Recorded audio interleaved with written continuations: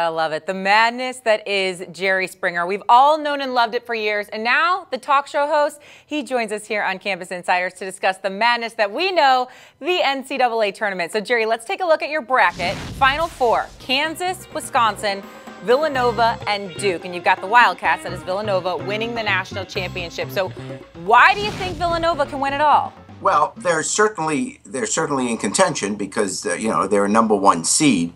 And really, the first decision I made was, since everyone's picking Kentucky because they're the best team, I was trying to figure out a way, what circumstance would have it that Kentucky would not win?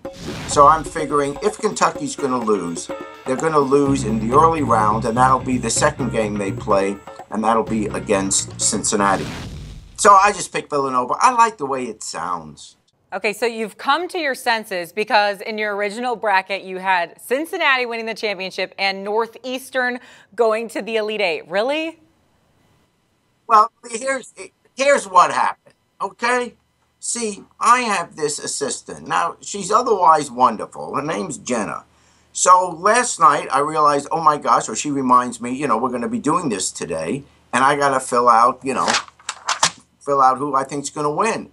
So I said, why don't you draft one? You put together what you think's going to happen. But because of Cincinnati, I want Cincinnati and Xavier to do fairly well in the tournament. Well, she misinterpreted that and had Cincinnati winning the whole thing in the original. When I looked at it this morning, I said, let's not be crazy, okay? I love Cincinnati, but we're probably not going to win the whole thing. That was her. Then I said, what do you have Northeastern? She says, didn't you go to law school there? I said, no, Northwestern. Well, Jerry, that's why you don't have someone else do your work.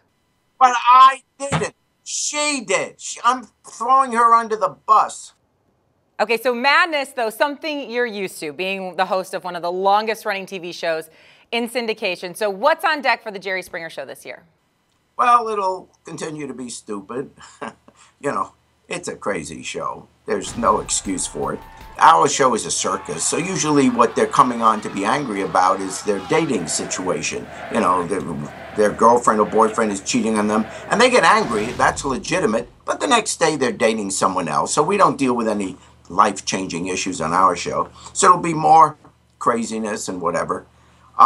It's a niche. We're in our 25th year, so we figured out this is what people like, and it's fun to do. The show is great fun to do, but it is stupid.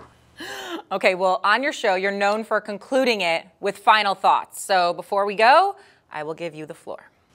Well, I'm thinking that what similarities does, March Madness have with our show, with the Jerry Springer Show?